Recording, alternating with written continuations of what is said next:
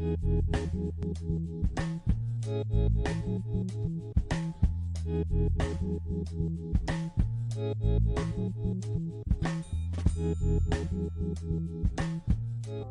y a une chose que je voudrais dire. D'abord, je suis né en Martinique.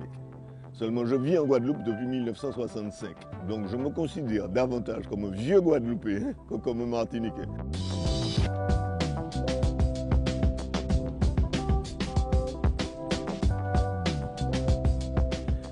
J'ai commencé à dessiner vraiment très jeune.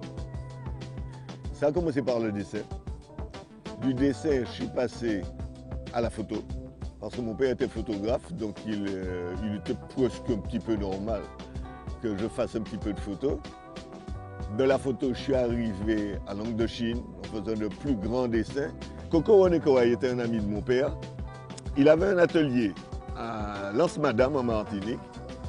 Et de temps en temps, il me permettait de venir lui rendre visite. Et puis, il me montrait des petites choses.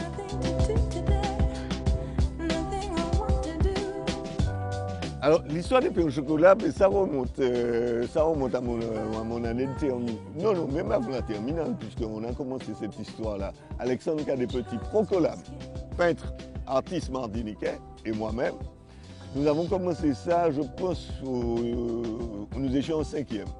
Et on a gardé ce processus pendant un certain nombre d'années, jusqu'à la terminale pratiquement. Alors, le problème était le suivant, nous étions 2 à savoir dessiner de manière instinctive.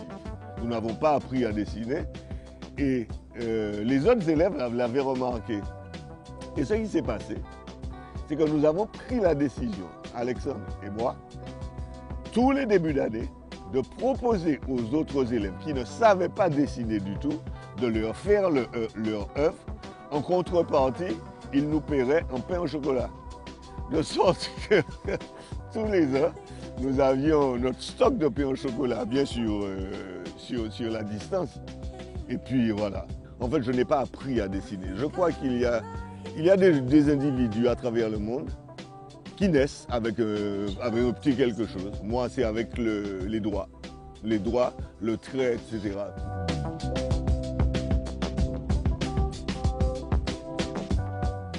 Bon, avant de parler d'esthétique, il y a une chose que je voudrais dire tout de suite, ok, pour que la polémique ne s'installe pas et puis que tout soit dit de manière très claire.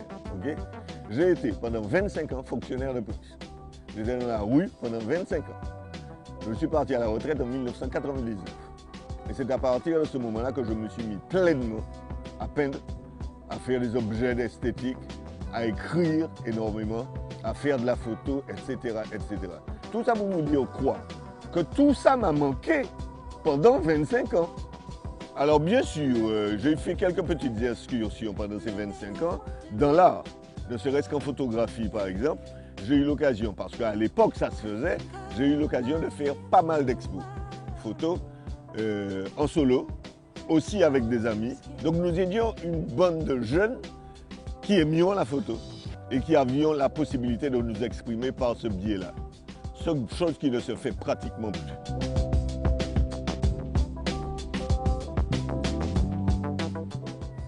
Avant de commencer à peindre, il m'est arrivé une chose. J'ai beaucoup fréquenté à une époque de ma vie un monsieur à qui je tire mon chapeau, qui s'appelle Lucien Léoga. À l'époque, j'ai vu une toile de Lucien, je ne sais plus dans quelles conditions, et puis je suis allé discuter avec lui et il m'a invité à venir chez lui, voir comment il travaillait, dans quelles conditions, ce qu'il faisait exactement, etc., etc., etc. Donc je lui ai acheté une œuvre et nous sommes restés en contact. Donc je peux dire quelque part que c'est grâce à Lucien, okay, qui m'a donné le petit coup de boost pour pouvoir arriver à la peinture. Merci Lucien.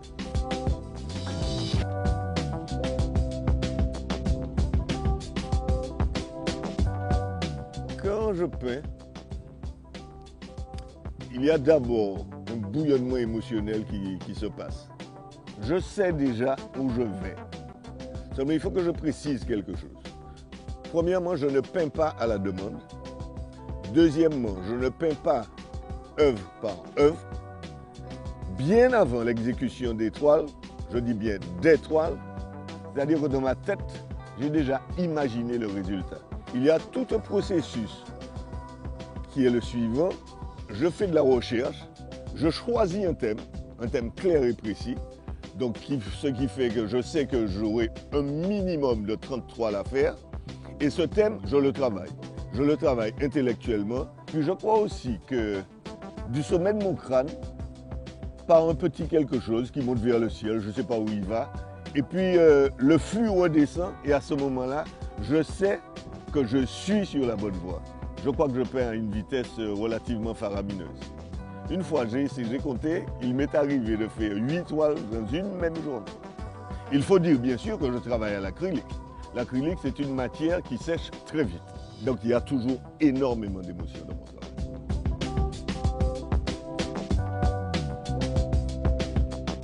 Quand on regarde mes œuvres, bon, dans la mesure où les gens qui les regardent sont des connaisseurs, je crois qu'ils vont trouver le trait à la manière de Bernard Buffet, le trait à la manière d'Albert Dürer, le même trait que celui de Coco René Corail, le même trait chez Lame.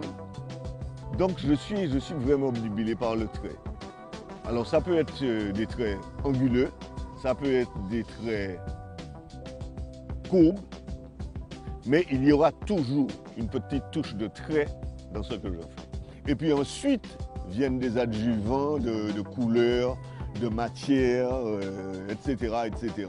Par contre, pour le reste, je laisse libre cours à mon imagination, ce qui fait que quand on regarde une série d'œuvres de Caprice, on peut se poser la question, est-ce que c'est vraiment le même individu qui a fait tout ça de trucs différents? Là, vraiment, je m'éclate pleinement.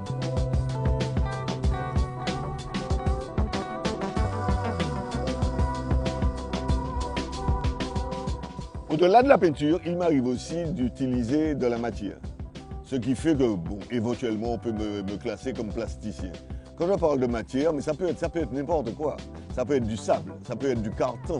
Donc je suis prêt à utiliser n'importe quoi dans la mesure, bien sûr, où ça me mène à l'esthétique du travail intellectuel que j'avais fait en avant. Donc ouais, plasticien, pourquoi pas.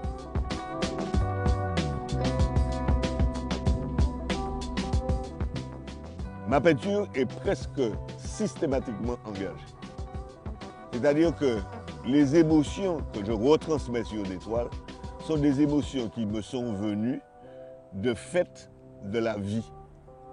Ce que j'essaie de faire, c'est-à-dire à partir d'événements précis, bon, qui peuvent être des événements joyeux, comme des événements dramatiques, comme des événements de peine, arriver à transcender toutes ces humeurs, disons, avec de la peinture sur une toile pour arriver au résultat suivant, que la personne qui regarde, le spectateur, ait à la fois l'impression de beau et au-delà de ce beau, l'impression de quelque chose de plus grave qui se cache derrière ces couleurs. Je tiens à ce que ma peinture soit une peinture bien de Guadeloupe.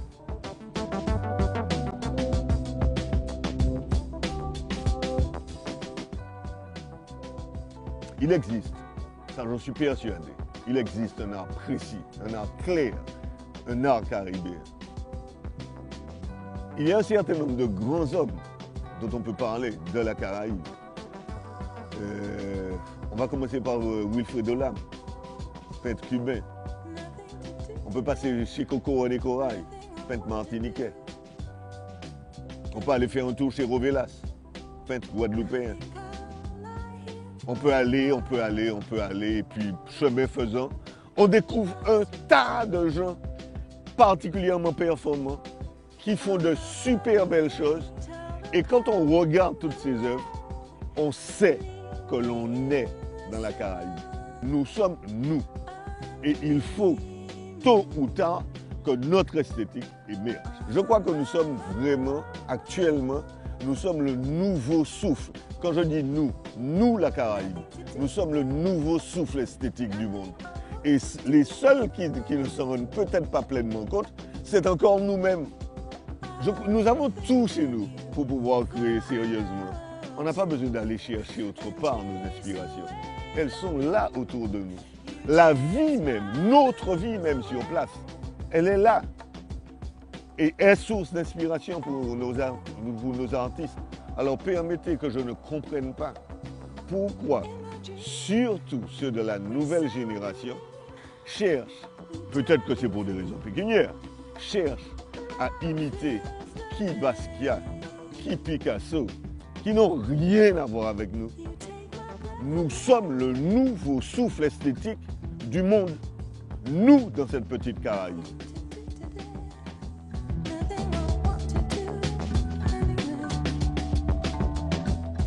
Tout en étant persuadé que nous sommes presque le nombril esthétique du monde, je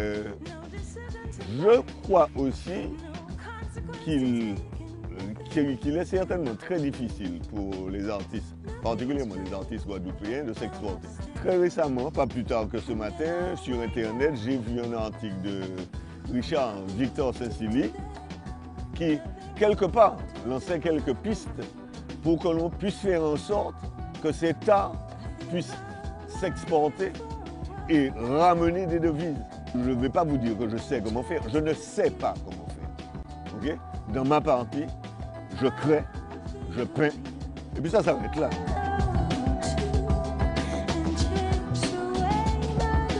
Je ne cherche pas à exporter mon art. Je dis la chose suivante. Je vis en Guadeloupe, je suis un peintre en Guadeloupe, je suis guadeloupéen. Qui veut savoir ce que je fais n'a qu'à venir chez moi voir ce qui s'y passe. Si des gens veulent acheter mes toiles, je veux qu'ils viennent chez moi savoir de quoi on parle. Je ne crée pas pour des Occidentaux. Je crée d'abord pour ma population.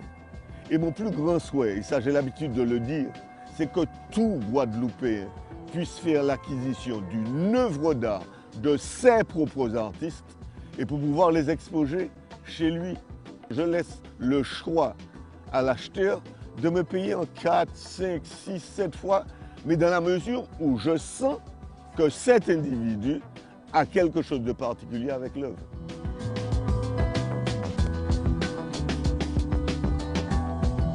Après ma génération, il y en a une qui est dans les, disons, les 40-50 ans, bon, qui a commencé à prendre la relève.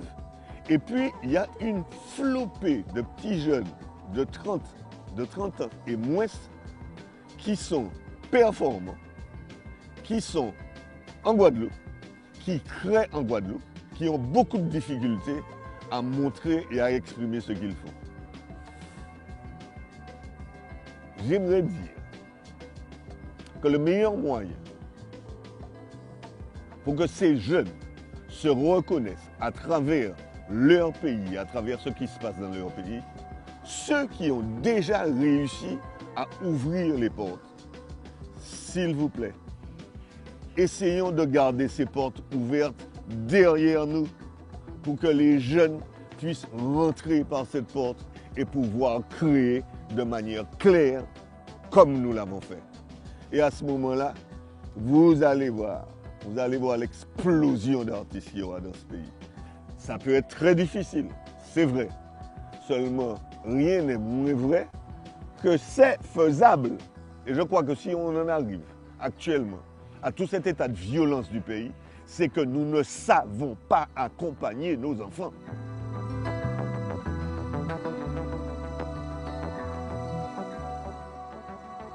Que viva Guadeloupe, que viva Haïti, que viva Cuba, que viva Trinidad, que viva la vida.